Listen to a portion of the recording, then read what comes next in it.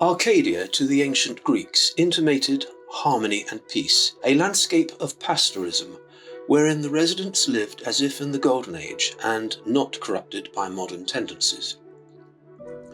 This concept of decline and fall is seen throughout human history and art, from the image of the expulsion from the Garden of Eden through to modern wars, the destruction of landscapes, artworks, architecture, and even entire cities. We seem to be constantly in the midst of loss and transience. Civilisations rise and fall, potential never fully realised. We defeat ourselves by ignored shortcomings and hubris. The work of the French artist NICOLAS Poussin, 1594-1665, spans religion, mythology, and landscape.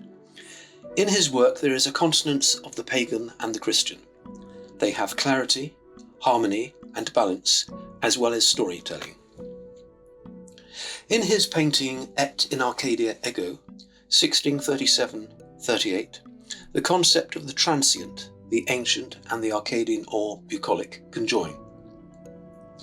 The group of people depicted have supposedly discovered an ancient monument or tomb, even though they themselves appear to be residents of an ancient landscape. They are looking at an inscription apparently saying, "I too am in Arcadia."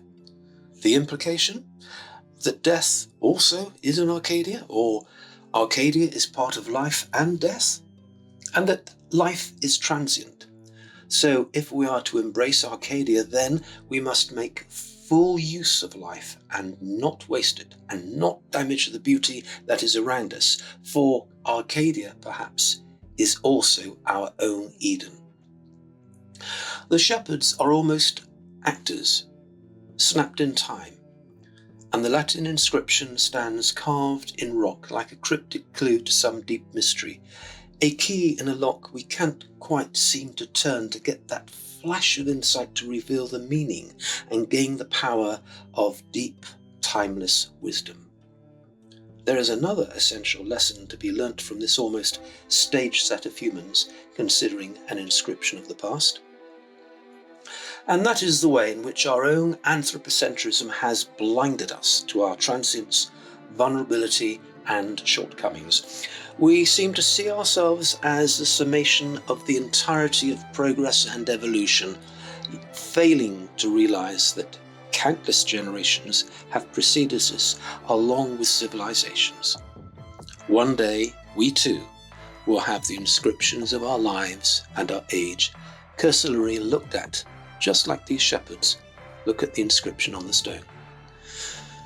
We still make the mistake of trying to understand the world and ourselves in black and white, yes or no, as if comprehension were a light switch. But we were given a brain to think, analyse, solve problems, not to confirm our prejudices and blot out explorative, wide-angle potentiality with the insufficiency of a superficial comfort zone. This theme of harnessing the potential of life's journey and understanding its transience so we can leave the world in a better state than when we found it has even greater urgency today. We are in the midst of climate change and the sixth great mass extinction. Never was there a time more urgent than now when we needed all our energies, skills, technology, and ingenuity to unleash a new harmonization and revitalization of our existence in balance with nature. So, we can see these idyllic Arcadian paintings not just as some dreamlike fantasy, but rather as an intimation or even a warning that if we are not careful, all that is of value will disappear, and we would have been the authors of our own destruction. It brings me to part of the reasoning for having created my registered charity for the advancement of education in horticulture and conservation. I created a garden from a small field. I was not aware at the time of the desire to create something along the lines of an Arcadian philosophy, but that's what happened. If, like me, you are at all touched by the vision of humanity in harmony with nature, the potential for healing the planet, and for enriching us all to fulfill life's journey, then I ask you to consider supporting the projects the Trust offers. As I say, to delight the eye, enrich the mind, gladden the heart and uplift the soul. Perhaps it is not too late for the vision of Arcadia to be born in our time for the sake not only of our own survival, but of this planet and all creatures thereon.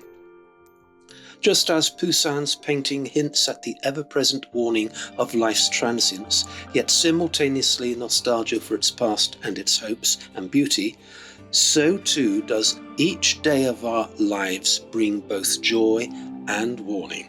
The joy of a whole new day of life and potential, and the warning of our own mortality, and the urgency to make something worthwhile to hand on to the future, and make this world a better place.